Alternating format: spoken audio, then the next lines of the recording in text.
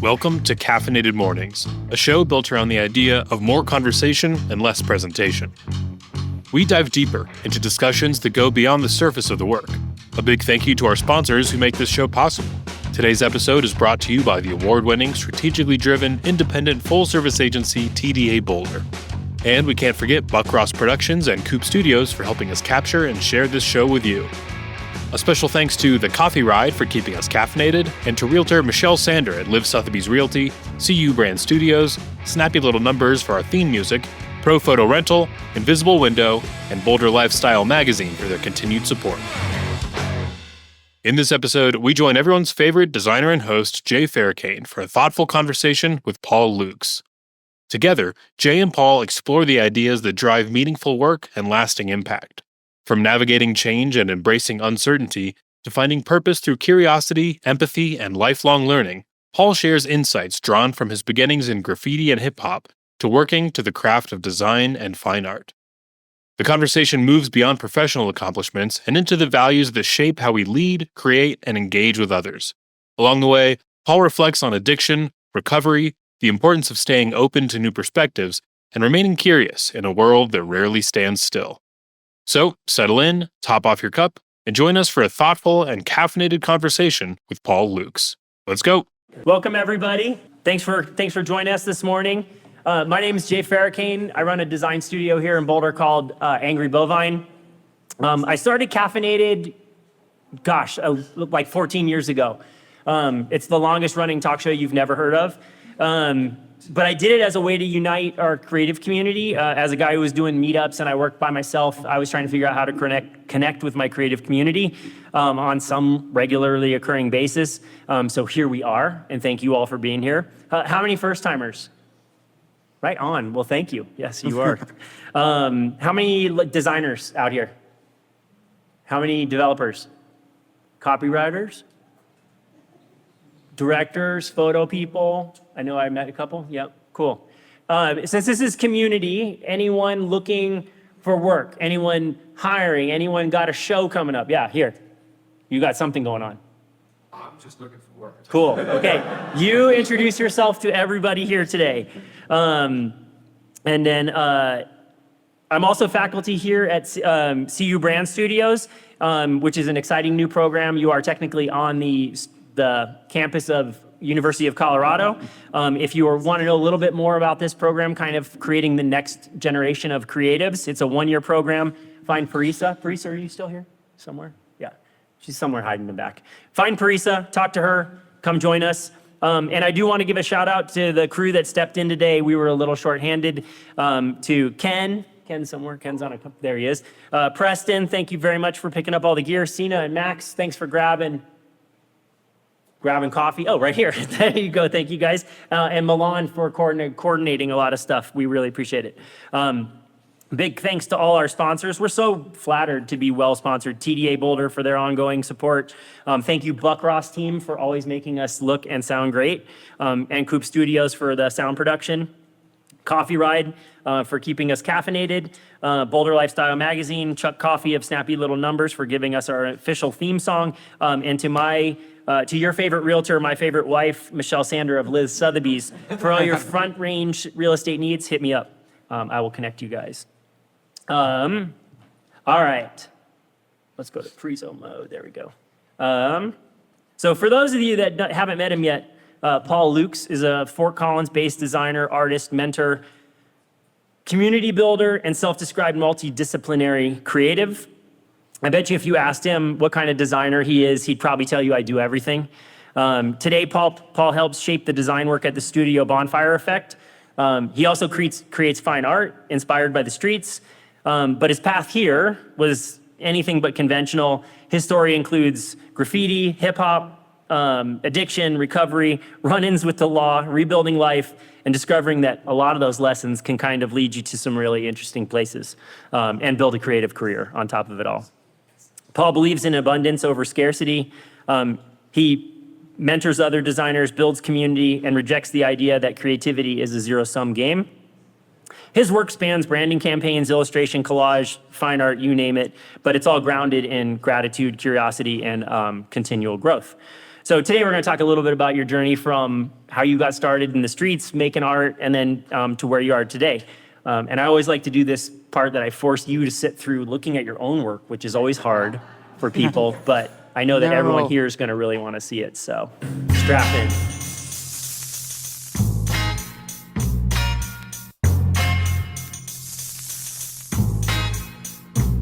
They say I'm like Bruce Willis, unbreakable, die hard. True sickness, put this mic on the tripod. But I'm not Chow Yun Fat Dig, I'm still a pillar of stone. Flows into your skull, mash on your whole militia like I'm Hannibal. Imagine you the antelope and I'm the king of the jungle. Animal instinct, phenomenal stamina. Just think about a man on the brink of insanity. And it's me, you not a rapper, you a movie star. Checking who we are, be the cootie tar. Molotov cocktail, checking you'll get scored at school regardless. I'm marvelous, majestic, no retarded shit. All my power harness shit, my spoken word like a Voltron sword. And these poems post to arsenic, every madly, deadly, come and spar with us. When the instrumental begins, the timid they wince. They know when it's finna commence, we bout to crush them. Reach out and touch them before they scream out. We gon' pull these things out and bust them, rub them out like dry erase. Thug it out like the United Snakes. It's us against the world, fuck popular opinion.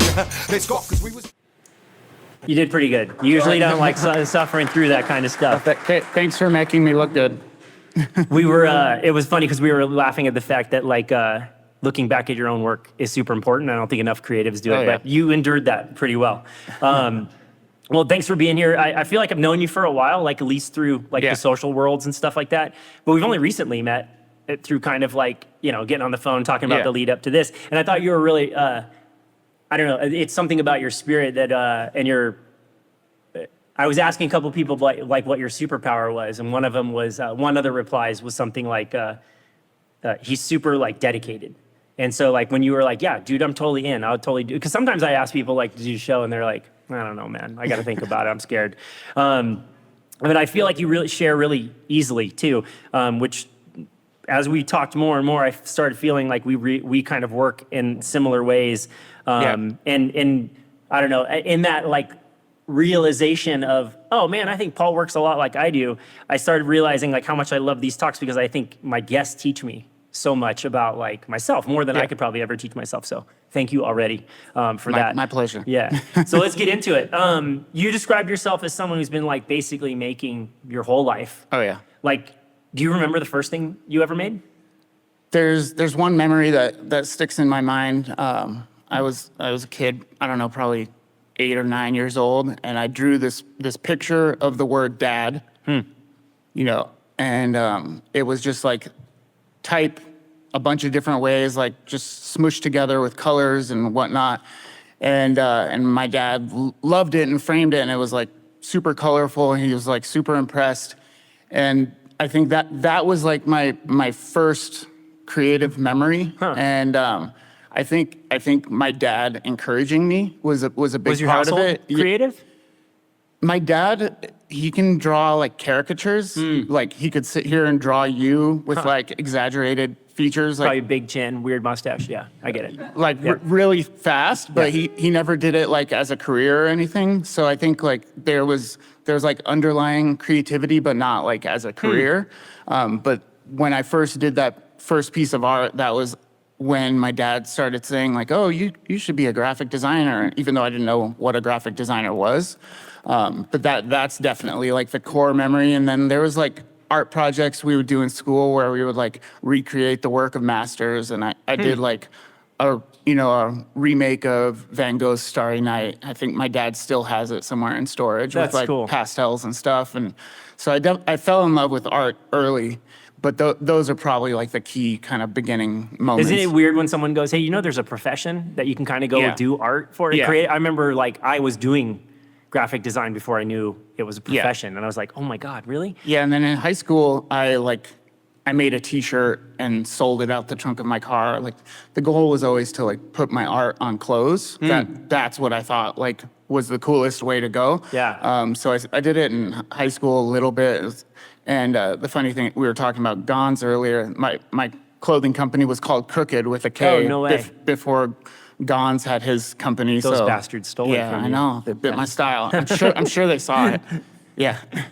So you did do the design school path, a pretty formal one at that too, CCAC, when it still had the extra C on I it. bounced around a little bit. I did like a semester of community college, just figuring stuff out. Went to Laguna College of Art and Design in Laguna Beach for a couple years, and the critiques were super soft, and I didn't feel like I was progressing. So I transferred to CCA in the Bay Area, where I saw the rest of my scholastic education out. I should be a doctor with how many years I went to school. I joke the same too. But yeah, CCA used to be called CCAC. Was a great school. Like they really pushed you. I remember my first crit. Like one of the kids went home crying. Like Yeah. which to me showed like they're not pulling any punches. They're really trying to push us to learn. So I loved it. I thought it was interesting because I think one of the things that I picked up on that you were like seeking was this notion of I want to be challenged in some way. For And sure. I think it's a really interesting thing because I too went to I went to a school that had a crit program that literally in some reviews, only one piece of work would be reviewed because it Yep. was the only one worth talking about, which Yep. I don't think that's necessarily the best way to Yeah. cultivate a creative society, but it taught you the importance of like, it helped us quickly understand like where the bar was. Yeah, and separating the work from the self, because Yes. I think when you first start out as a designer, they're so intertwined, but in the real world, they're two very separate things for very separate reasons. You know, you have business objectives, and then you have your personal ego objectives, which don't Right. always align.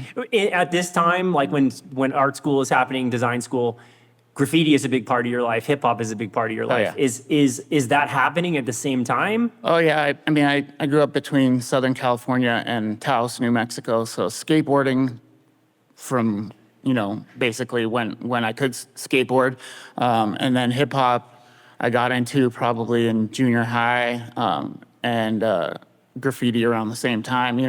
I started like, I remember as a kid, like in Southern California, I would be redrawing like surf logos and like I yeah. collected all the stickers. Like I had a whole like bin full of just like skate and surf stickers.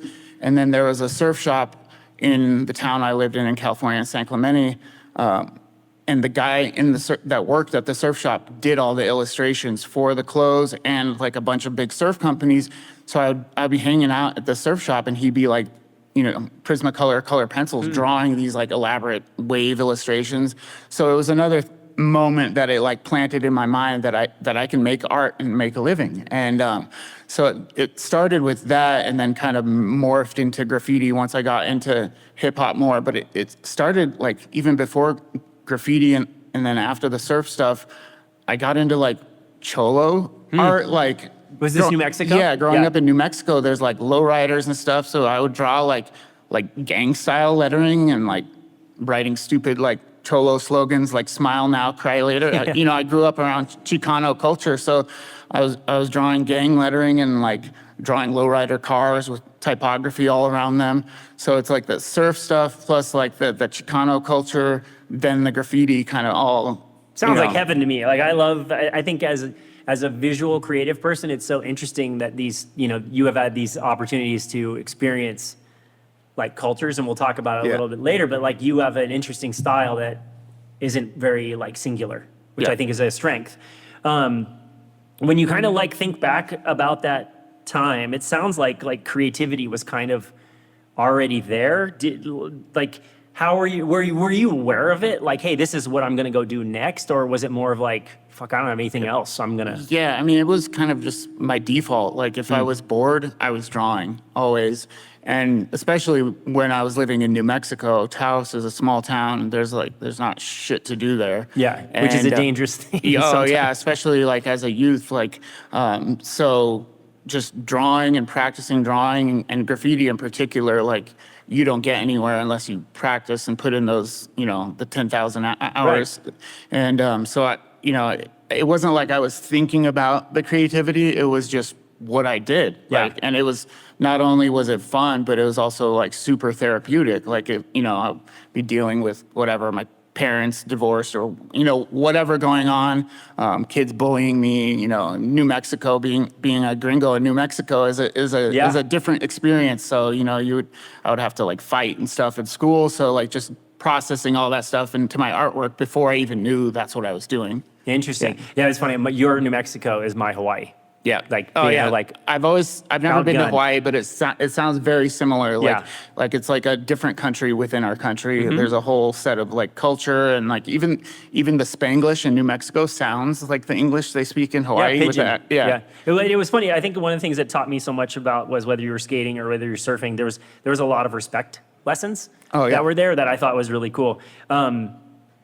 Tell us a little bit about, so I would, you know, back to that notion of like, I was looking for harder critiques and, you know, like talking about your 10,000 hours of like tagging or whatever it is, graffiti and all that kind of stuff.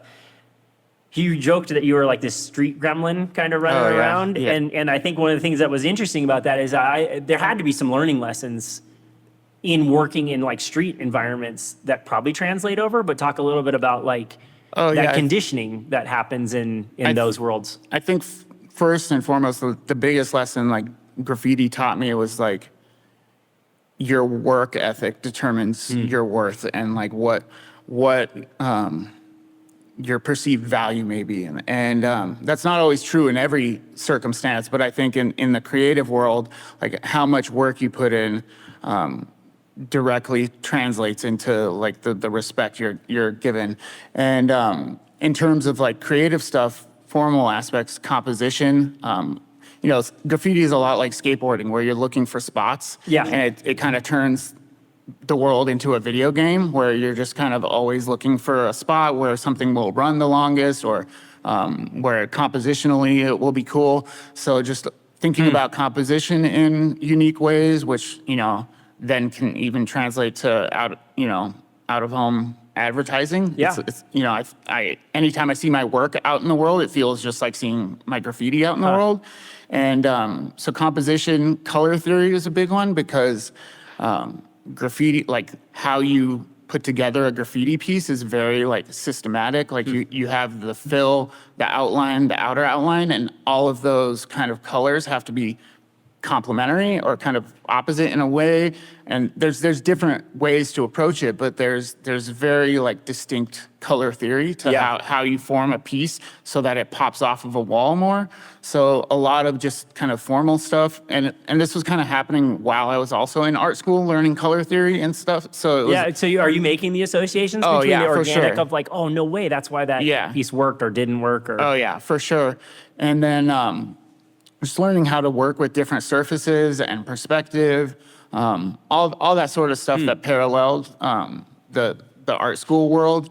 And the respect thing also, I think, building relationships because graffiti is a very political like culture. And there's beef with crews and it's a whole circus of that's where I think a little bit of chaos. overlap with like skating even Oh, happens yeah. in the same way. And a lot of dudes, like particularly where we were, San Francisco at that time, Yeah. the skate crews Oh yeah, were parts of that Yeah, a too. lot of the skaters were graffiti writers Yep. too. So there's a big crossover, and I think learning how to build, cultivate, and respect relationships was a big one without burning bridges. Because I definitely made a lot of mistakes early in my career where You went and rode clients over- would just want whack shit, and I would just be like, and just like burn that bridge and keep it moving. And I had to learn those lessons the hard way. And I think I didn't translate it from like graffiti to business and whatnot until later when I started to kind of see the parallels. It's interesting too. Like it's funny because still, as like a very old person now, like I'll still be driving. It drives my wife crazy because I'm like, oh, did you see that bank over there? Like, Yeah. but now add into it, you're looking at walls and skate spots. Like Oh, that yeah. would be like so much mind occupation. Oh yeah. So there's a lot of people who have creative talent. I think there's far fewer people that have kind of like completely had to like reinvent themselves, for lack of a better word. I want to talk a little bit about like your recovery, like addiction kind of stuff, because like art was very helpful as like you've explained it to me. And that, what finally forced that change in you? Because most people I've talked to, I mean, we've had lots of guests on recently that have talked about this, and there's a forcing function somewhere along the way. Yeah. Can you recall yours? Like, Just being sick of the same old BS. And I turned 30 and I was like, holy shit, where did the last decade go? yeah. Like, I was like, I should be so-and-so places in my life, and I just looked back at the last decade and was like, what happened? And I was like, well, I'm not gonna let this keep happening. So yeah, I've been sober now going on 14 years, and yeah, it was the best decision I ever made in my life. Yeah, my mom died, and it sent me off this deep end and I don't know how the hell I graduated art school, but I did. But I was doing graffiti and drugs and fighting and just being a wild street urchin, as I mentioned. And I met my wife, who is also sober, and showed me that it's possible. So she had already been sober for a few years by the time I decided to finally get sober for good. And so yeah, it was great to have the support and the reason, and yeah. But there's no one defining moment that was like, it was more this like, I'm sick of feeling like this. There's one thing that is super stupid now talking about it, but I'll bet it's not, actually. A rival graffiti writer called me out to come fight him at his tattoo shop. and instead I went to an NA meeting, and I heard the Serenity Prayer, and it was the part of the Serenity Prayer where it talks about the wisdom to know the difference.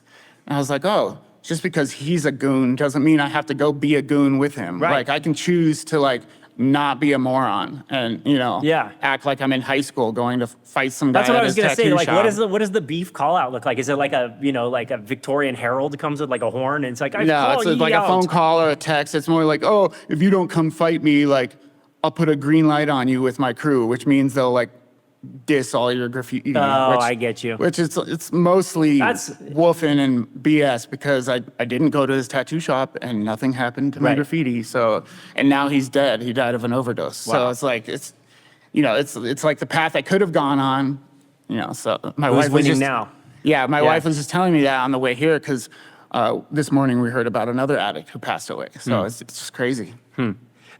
You talked about recovery as not just getting sober, but it kind of changed the way that you. Oh yeah, it's a way of life for me, for sure.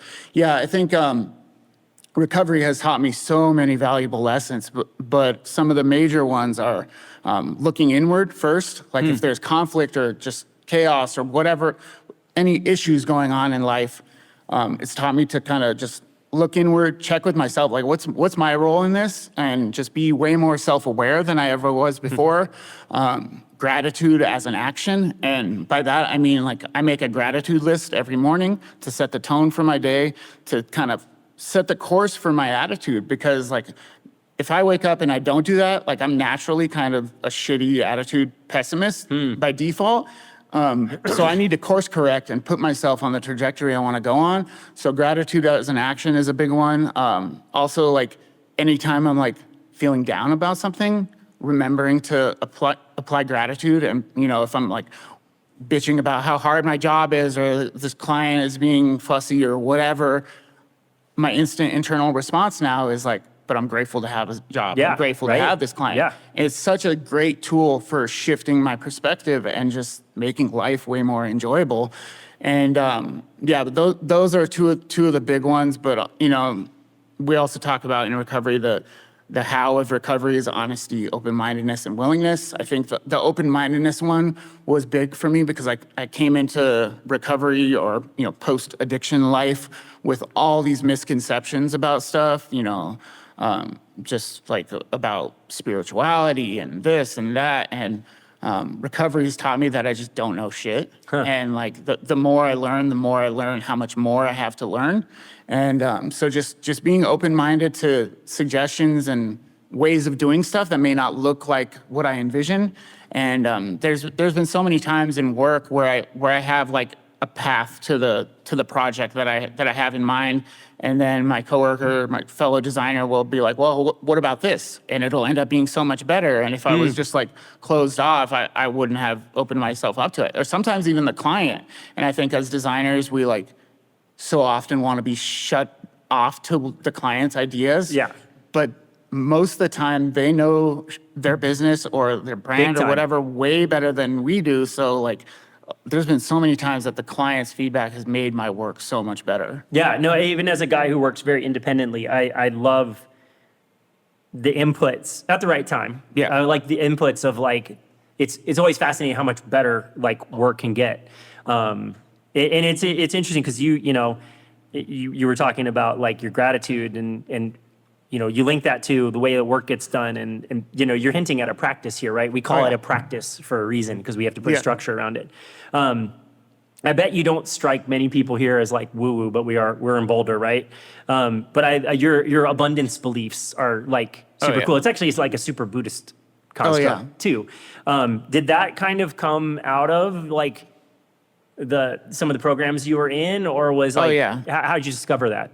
It was a lesson I learned the hard way. I was stuck in what I'll call a dead end job. It was a design job, but it was like low pay, low on the production totem pole, working for a newspaper. And I was stuck in this job, but actively looking for a better design gig. But is this the newspaper job? Yeah. But I had this outlook that like, oh, there's not enough design positions in Fort Collins. There's not enough design roles in this area. And I was shooting myself in the foot before I ever applied for the job because I was believing that there wasn't a job for me. And I did some, work on myself in recovery and reading all the self-help books I could consume because that's just the nerd I am. And all of a sudden I realized like, how do I know there's not enough design jobs? Like, why am I telling myself this? I have no information that's telling me this. Right. So why don't I just believe that there's enough work for us all to go around? And it also affected how I deal with other designers because I went from thinking of other designers as competition to thinking of them as collaborators and as a community. And I think that was a fundamental shift for me because I went from, I can't teach you my secrets. I got to gatekeep, and I got to get my own little job, and keep all this shit to myself in the corner. To now we can share info and we can all rise together. And it's crazy. As soon as I like adopted that kind of mentality change, I got 3 job offers within a 2-week period, and quadrupled my income within the next 2 years. And I don't think it's by accident. Yeah, I don't know if I told you, but I too worked in the Bay Area. And when I moved here, if I was to compare the two, like when I left the Bay Area, I always joked it was like prison lunch. Like you're like, what the fuck are you trying to steal from me? Yeah. And like, you had your knife up. And then when I got here, I actually thought people were messing with me because like I remember like talking to some agency people, and I had a gig already, so I wasn't looking for a job. But they would be like, yeah, hey, like we'll keep your name around because like sometimes people come through the door and they're like, it's not the right fit for us. And then I was like, no way they're gonna give me. And then you'd get a phone call, hey, so-and-so was just in here, they're gonna give you a ring. And next thing you know, you're like working with them. And I've done the same too. I've pushed work to people. I'm like, that's a better fit. Yeah. And, and I think you have to believe in that, like sharing. And then also too, like it's fascinating me. I love seeing how other people work. I had to get out of my own head, and I'm interested what you think about this around. I used to get hung up on the fact of like, I can't do it like everybody else. And then I realized that was a beauty thing. But have you ever felt like that? Oh yeah, the comparison shit, social media, like you can fall into that trap. I can get caught up comparing myself to a bunch of the designers I know that are here whose work is fucking awesome. But at the end of the day, like I know I'm not meant to create the same type of work as them. Right. And but back to the sharing stuff and the not gatekeeping thing. There was a book I read that helped me change that outlook, and they referred to it as social credit. And it was like not a design book. It was called like Fearless Referrals or something business like related. A business book. Yeah. And they basically, in recovery, we're taught to be of service to other people with expecting nothing. And this book basically said the same thing, but based around the assumption that it eventually comes back because people feel indebted to you. And that's by no means why I try to help people, but I think there's something to it. Is like when you help other people grow and you help build community and are anti-gatekeeping and share whatever, like eventually when you need help, people are willing to do that because they remember. So. But I think there's a funny byproduct of that. I would say that this show, for the benefit of however many nice people that I all love in this room, get out of it, this is super selfish. actually, because I get to just have a talk with you. But there is this benefit that I've come out of, like I've realized people come up, oh man, that show meant so much. But I'm always excited when it does happen off gas. But Yeah. it starts with like, this is Oh, yeah. what's important. The ripple effect is great. It's funny because like I think one of the things that's interesting, and this was in some of my discussions with people, like, hey, well, tell me about Paul. That your commitment and the way that you've engaged with like the creative community, and this is very like hardcore punk rock thing to me, if you ask, is if the scene doesn't exist, you build the one you want. Oh, yeah. And you've kind of done that with things like Collab. Talk a little bit about building community. I've always, like my old boss called me a connector, and I feel like it's just in my DNA to be that way. Like even my graffiti crews in San Francisco, like I was always the guy throwing the crew barbecues to get everyone kind of together to make sure everyone's tight and knew each other.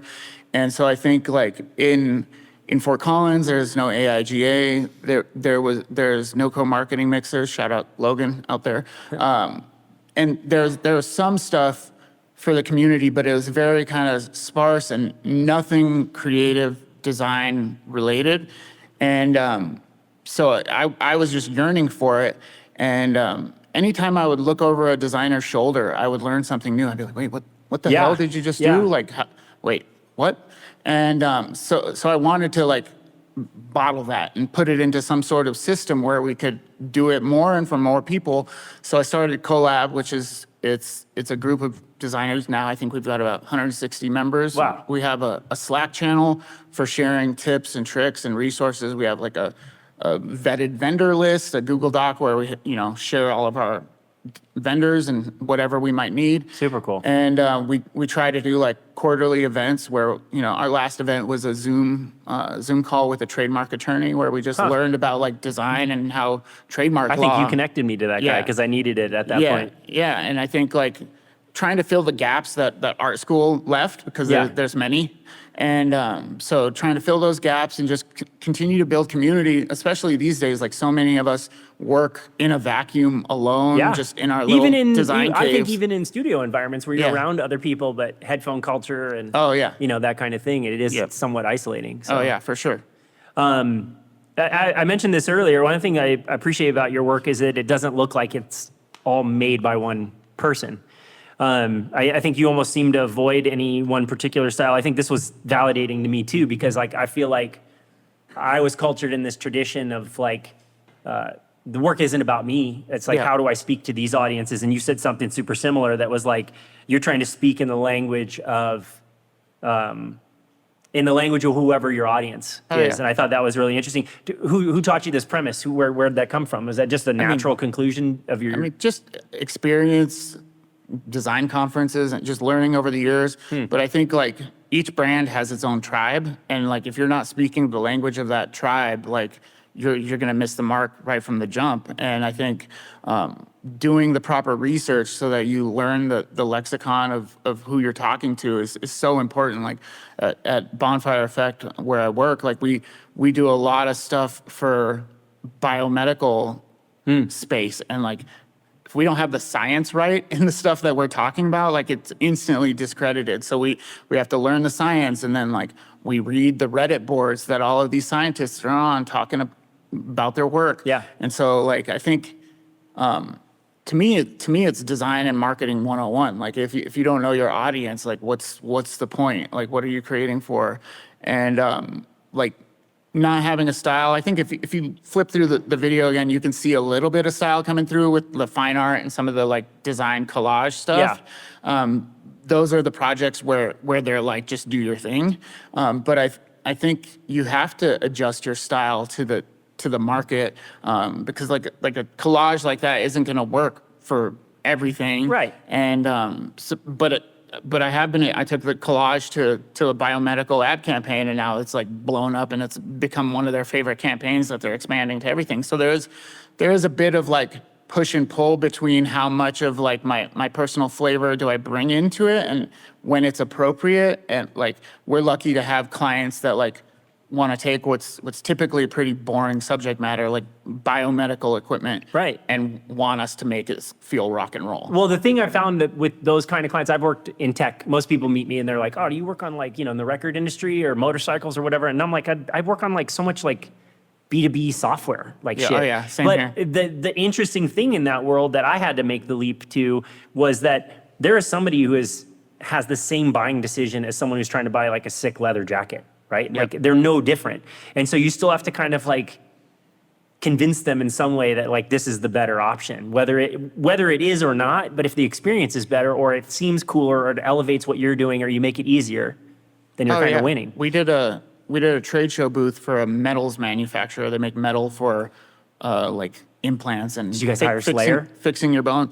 Should've. But the campaign we did was called Metal to the Bone, Oh, and it was cool. all like a metal concert. We were handing out guitar picks, and it was like Nice. metal style lettering on the t-shirts, and we tried to convince everyone at the booth to wear hair, like but Yeah. they stuck with their boring polo polos. shirts. Yeah, but polos and Dockers. but Yeah. Yeah. But like anytime we can bring that flavor into that world and spice things up, and just I think that's the best thing about design, is being able to like pull from disparate influences in a way that makes things interesting. Yeah, no, and I think that that's where you can kind of start to do this really interesting chemistry of how do I speak to this audience in a thing that they understand, but tweak it enough so that it's something they really want to engage with. And I do think that like I've met so many brands that like you go in and you work with them really close, and you start realizing there's like smart people, cool people, like whatever you want to call them, and you're like, why isn't your brand this way? Yeah. And so that's our job sometimes, is to take be them that way. Be the daring ones, because Yeah. the client's not going to do it on their own. It's our job to push them as far as they're willing to comfortably go, and then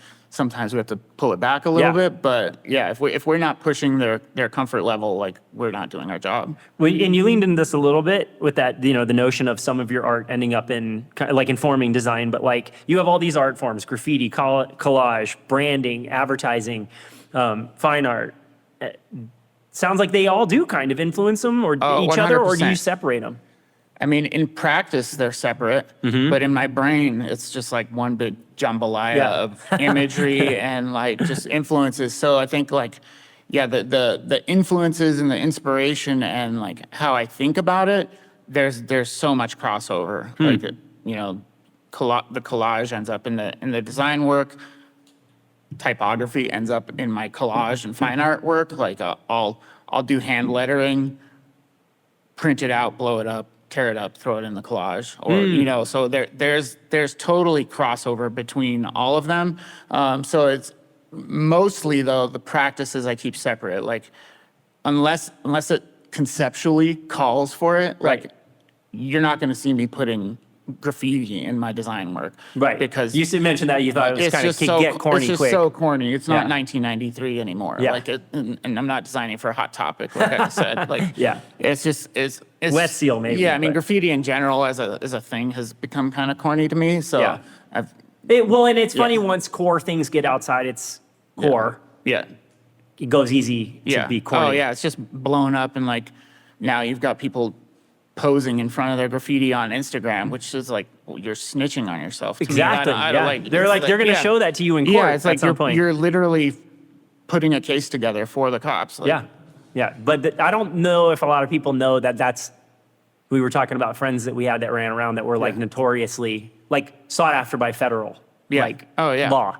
And you're like, yeah, it gets really serious. So Like we would never even tell people what we wrote in person in real life, let alone on social media. Right. And now you've got people like, oh, hey, I write blah, blah, blah. Here's my face. Like, it makes no sense to me. yeah.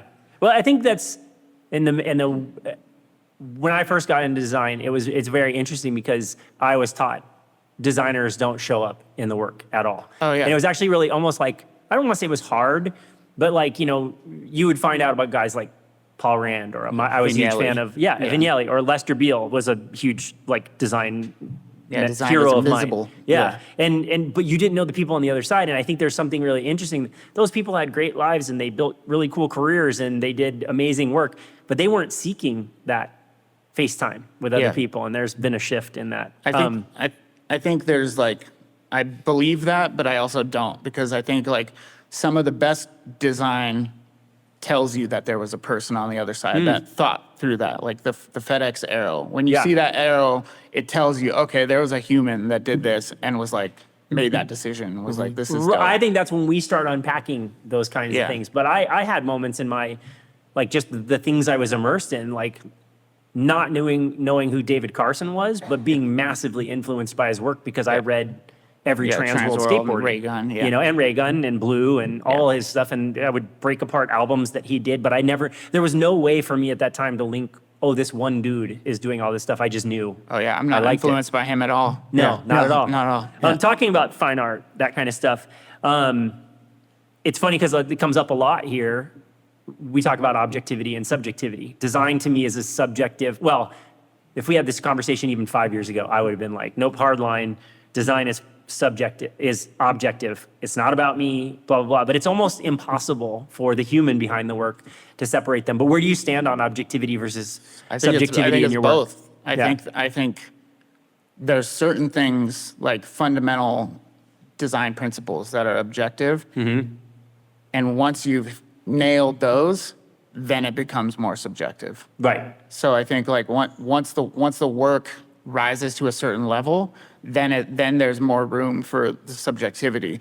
But I think I think there's the design principles like, you know, grids, typographic hierarchy, you know, color theory, all the things we learn that like are kind of the bare minimum of what we do. Like I think that stuff is objective, but there's definitely a ton of room for subjectivity, whether, you know, I mean, everybody is different, so concepts hit people differently. So, you know, whether you're a man or a woman, a concept might land differently. Right. So I think it's mostly subjective, though. Yeah. Well, that's always funny is I was always taught, okay, cool. We're going to make this as not about us as possible. But the instant you put color into form, it's subjective, right? Oh, because yeah. someone might not like I blue. don't like that blue. Yeah, exactly. Your collage work literally incorporates things that you find, you know, like ripped posters, torn paper, pieces of visual culture. What attracted you to like found materials? Oh man, every time I would travel to like a city. Yeah, you were telling me you were like making these like Tupperware. Is that how you organize it? You were yeah, like, or you just gather up a bunch of bins shit? full of junk. My Yeah. wife loves it. So we would travel to New York or LA or whatever, and you know, there's those walls in cities where they just have like wheat paste posters that are just like torn in different areas and whatnot. And I was just always like, I just enthralled by the compositions I could find in these like just happenstance situations. And the city walls always told me a story, being a skater and a graffiti writer. And like I could look at a wall and be like, oh, this guy had beef with that guy. Then this missing dog poster went up, and then the buff guy came through. So to me, it told this whole story of like what's gone on the past couple weeks on that block. And so I think I was attracted to it first visually, second kind of narrative wise. And I was like, well, like I started taking pictures for my Instagram, which you can see a bunch still on there of just cropping that stuff.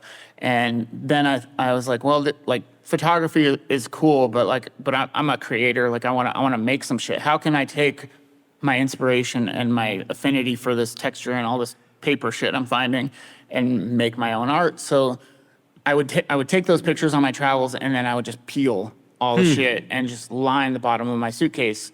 And so I started just bringing stuff home. So I started gathering it. And I had an art show called Street Dialogue, and it was basically because I think of it as this like metaphorical conversation I'm having with the environment, because like it spoke to me, and then I'm peeling it, and then I'm going to have my own kind of conversation with whatever I make from it. So then I would take the stuff I peeled and, you know, weave it into my artwork. It's not the only material I use, but it's a good chunk of it. Right. And I think part of why I started doing it was because there would be like 100 layers of posters, and like there's no way I can replicate that unless I like take that piece that has the 100 cut the wall layers. out or something. Yeah, so I love just kind of the natural evolution of the stuff that would happen in these urban cityscapes, and wanted to bring it into the work. It's funny, I went to a David Carson talk in the Bay Area, and he was presenting work in a warehouse on a wall that had a bunch of old wheat paste on it. And he got to his slide, and I thought it was great because he's fairly self-effacing. And he goes, this isn't a very interesting slide, but I love it on this wall because it had all this disruption in it, and that's so like his style. Yeah, it's crazy because I didn't even know he was like peeling those posters when I started doing it, and then I saw him start to do it, and I was like, oh, this is crazy. Yeah. Okay, so we're gonna move into our a new thing here that we're gonna do, the lightning round. All right. Yup. Best feature ever in Keynote, by the way. Try using that in your corporate B2B presentation. Okay, so heads up on how this is going to work. I'm going to show you a visual and I want you to reply with a single response, if possible. We can ramble if you need to. The first word that pops into your mind is what I'm looking for. Caveat, you might not even know any of these images, so this is going to be like a Rorschach ink blot test in some weird way, and I'm going to evaluate you. No, I'm not. And that's it, but it's okay. This is a safe place, so whatever your answers get to. So yeah, it's not pass fail. Here we go. Twist. Uncle Chuck. Don Pendleton. Barry McGee. Pastel. Fuck AI. Overrated. No way. We talked about Make them say,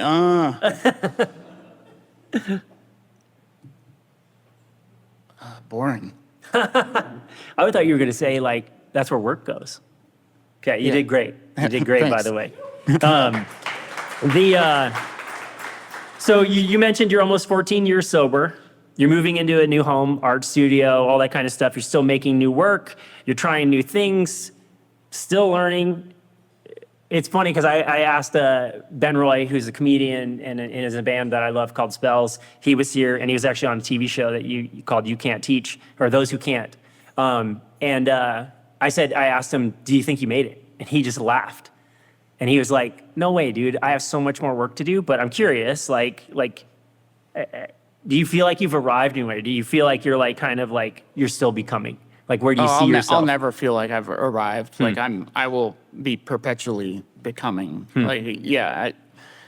Arrived where? Like exactly, right? Yeah. So I think for me the key is continued evolution. Like it's about the journey. Like there's like the destination is what? Death. Like, so it's like I want to keep evolving, growing, adding to my skills, and hopefully affecting change and people in a positive way. So I think, I'll never be done. I think that's a characteristic of most creatives who really push themselves is there is this like, it's not an unhappiness, but there's this lack of like satisfaction in some way of like, it could always be better. And I constantly look at that work. I'm like, okay, cool. It had a deadline or whatever. And I have to almost resign myself to is that's where it got to where it was. Oh, yeah. But I have a curiosity often if like we had less time, we had more time, what would it have become? Oh, yeah. On that curiosity note, like what are you curious about right now? Everything, honestly. Like, my wife says it gets me in trouble because I say I was just curious. I'm curious about everything. Human behavior, I think, is a big one because I think that the connection between design and human behavior is like just so intertwined. Yeah. So I'm always reading about behavioral psychology and like what motivates people to do the crazy shit we do. Curious about where the state of the crazy ass world is going. Curious yet optimistic and hopeful, even though I don't have reason to be. Well, what's the next thing you're going to teach yourself? Probably something to do with web design. Interesting. Yeah, because I'm rebranding my personal site, so. I thought you were going to say, because you were talking about like you're excited about like new ways to do color and stuff in your fine art and things like that. Like I'm always teaching myself something. So the one thing I've been thinking about is I have a friend who had screen print setup is working on doing screen printed art like on its own, but also screen printing layers and stuff to then take into the collage and tear up. So neat. Like big part of my process is like I'll make a painting and then tear it up and put it into the other work. So there's like multiple stages of the work. So I think printmaking, all sorts of printmaking, letterpress stuff. There's a guy in Fort Collins who does Riso printing. So just more just like making products that are useful and beautiful. And I'd like to have a store on my site eventually as well to sell my fine art, because people have asked, and I'm like, just Venmo me and I'll send it to you. Like, so I don't have like a proper store or anything. So all of those things that kind of just building my brand and my presence, but also anything I need to learn for Bonfire, we'll get jobs where like it'll be stretching our skill set or something. And I'll be like, oh, I know how to do 80% of this, but this 20% we don't know how to do. And it's like, oh, fuck it, I'll learn it, you know? So I think that's just the nature of what we do as designers, to always be learning. Like if you're not always learning as a designer, you're just gonna fall behind. Yeah, I think that's a very on the money like kind of thing. I had a project recently where I really small budget and ended up teaching myself a bunch of editing stuff. Yeah. And I was like, you know, it was like college. Like I went to bed at like 3 o'clock in the morning, woke up, and got on the phone with my creative partner. I'm like, dude, I learned this thing. And I was like, oh shit, I actually still like learning. So that was a really good sign. Oh yeah, it was super important for me to figure that one out too, because I had so many like limiting beliefs around like, oh, I'm not an illustrator, I'm just a designer. Oh, I'm not a web designer. I'm not fill in the blank. And I was like shutting the door to all this work, when in reality I could learn all of these things, and I knew how to draw. I just hadn't really done it for work yet. So I think that was a big lesson, is like, just learn it, like just figure it out. I can figure it out. Having faith in myself. And I think that's something like early in my career, like with the imposter syndrome, it kind of kills your faith in your own ability to learn. So I think the more you take on stuff where you learn it on the fly, the more it builds that faith in yourself and your confidence. Yeah. So it's super important. Well, I can't wait to see what's next. So You and me thank you both. very much and awesome.